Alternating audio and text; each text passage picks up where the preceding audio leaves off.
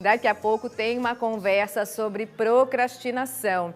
Se você é desse time que deixa tudo para depois, principalmente aquela coisa que é mais chatinha de fazer, não perde essa entrevista, porque o professor Jair, ele é sensacional. Você deixou de lado algumas tarefas complicadas, chatinhas. Eu sei que isso costuma ser mais comum do que a gente imagina, né? A procrastinação é um ato prejudicial que pode comprometer a qualidade do seu trabalho, do seu estudo, a qualidade de vida mesmo. E como se livrar da procrastinação em 2022? E é sobre esse assunto que eu vou conversar com ele, o professor Jair Santos, que é palestrante e tem um astral sensacional. Boa tarde, seja bem-vindo. Boa tarde, Flavinha, tudo ótimo? Bem? E aí, tem jeito? Tem jeito. A gente está aqui porque tem jeito. Como a gente não procrastinar em 2022? Legal. Quando você estava falando antes aí de metas para o ano, né? Prerrogativas de ano novo, e a gente adora isso. O que vou fazer, emagrecer, inglês, engordar, como a nossa amiga acabou pedindo antes. Ou seja, o que a gente vai fazer? O grande problema é que o dia a dia chega, dia 10 vai chegar. Essa ainda é uma semana de licença poética, dia 10 está aí, e aí que o bicho pega. E normalmente nós temos um padrão mental que nos leva a jogar as coisas para frente, né? Então, janeiro é só o primeiro mês, março é só o primeiro trimestre, metade do ano ainda dá tempo, e aí nós temos mais um tantinho lá pela frente, e quando a gente percebe, o ano já foi. Então, esse padrão mental de jogar para frente acaba sendo uma complicação muito grande. E aí nós temos pessoas que acabam sendo precoces, aquelas que sofrem de muita ansiedade, elas acabam comendo a banana verde, então é o contrário da procrastinação, né? Elas antecipam, fazem antes da hora, e aí acabam também não se preparando como deveriam, acabam não tendo uma fundamentação legal, bacana, para dar vazão àquilo que deveriam ter planejado e colocado em prática, e a procrastinação empurrar com a barriga. O acreditar que sempre haverá tempo para fazer depois. Aquele aluno que deixa o trabalho de conclusão de curso para a última hora. E aí aquela loucura, e aí acaba se perdendo naquilo que ele queria fazer. E mudar essa programação mental não é fácil, porque é cultural, né? E como que a gente começa? Tudo é complicado quando o assunto somos nós, né?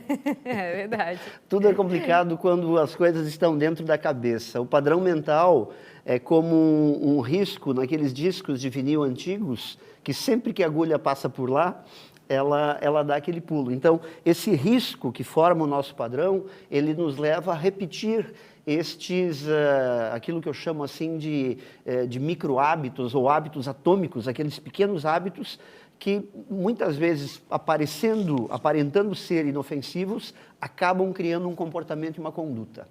A mudança do padrão mental, ela começa com a definição de um propósito.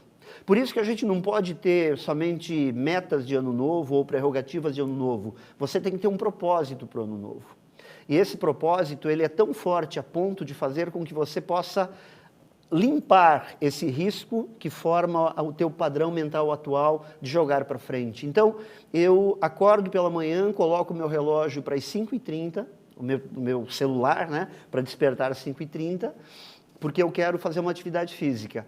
Quando o bichinho aponta 5h30 e te dá aquele susto enorme te acordando, o que a gente faz? A gente pausa. Mete o dedo na soneca. Para dormir mais um pouquinho. Começou a minha procrastinação. Então, às 5h30 da manhã eu comecei a procrastinar.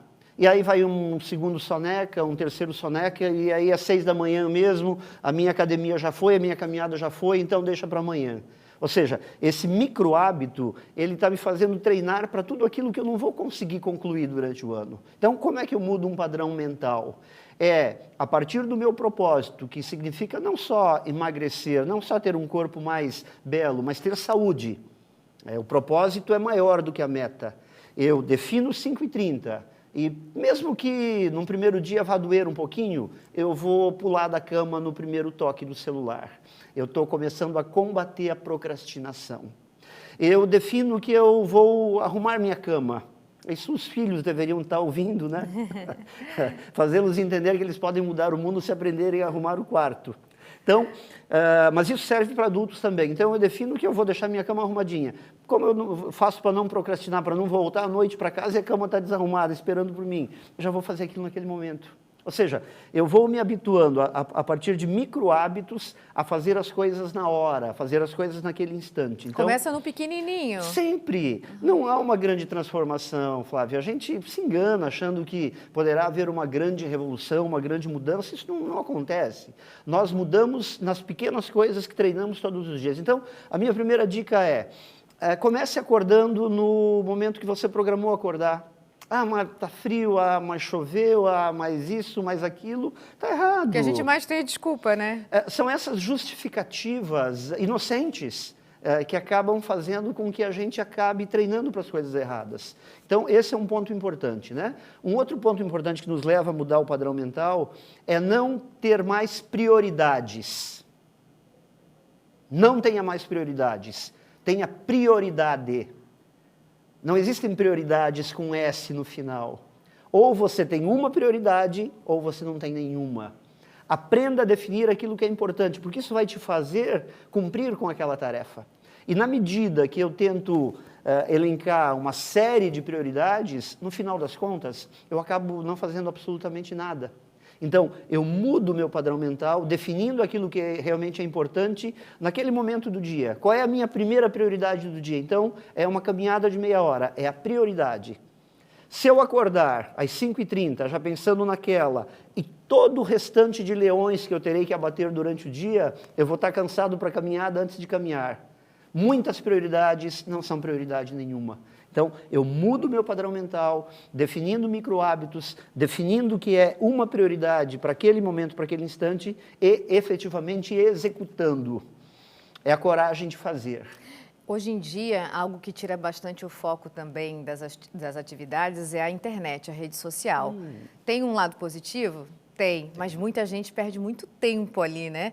Você acha que também a pessoa deve limitar um horário para a utilização? Eu creio que sim, eu creio que seja importante na medida que a qualquer momento eu acabo tendo acesso aos diversos aplicativos ou às redes sociais, eu acabo dispersando meu foco, dispersando minha atenção, me iludindo, eu acabo vivendo uma vida que não é exatamente a minha, acabo não aproveitando a internet, as redes sociais como uma alimentação boa para minha mente, para minha alma, para o meu espírito. O meu dia é tomado por notícias muitas vezes tóxicas, pesadas, né? Ou que me empolgam de uma forma exagerada ou me intimidam de uma forma avassaladora e eu acabo não conseguindo sair do lugar. Então, sim, eu entendo e uso isso para mim. Eu tenho momentos definidos onde vou estar fazendo uso do meu telefone, das redes sociais, para que eu não seja vítima de algo que é importante, que é legal, né? Eu não posso me tornar um fóssil tecnológico, eu preciso acompanhar o que está por aí, mas eu não posso ser vítima disso. Então, é claro que hoje eu entendo que as pessoas passam tempo demais e, por perderem tempo com isso, procrastinam, porque não colocam em prática aquilo que realmente é importante. Então, eu até diria, para 2022, talvez até mais importante do que as grandes metas, os grandes objetivos de ano novo, é definir algumas coisas importantes para uma mudança de comportamento, mudança de quadro mental, né? Procrastinação é um hábito ruim, hábitos ruins são vícios. Na vida nós temos que criar virtudes, virtudes são hábitos bons. E um hábito bom faça na hora combinada, faça na hora programada, nem antes nem depois. É fácil? Não. É simples? Não. Mas é possível e é necessário. E aí a gente vai ter uma vida muito mais feliz. Amei nossa conversa, obrigada. Até a próxima, professor. Espero te ver mais aqui nesse banquinho, nesse ano de 2022, hein? Sempre. Obrigado, Flávia. Obrigado a todos. Um beijo. Tchau, tchau.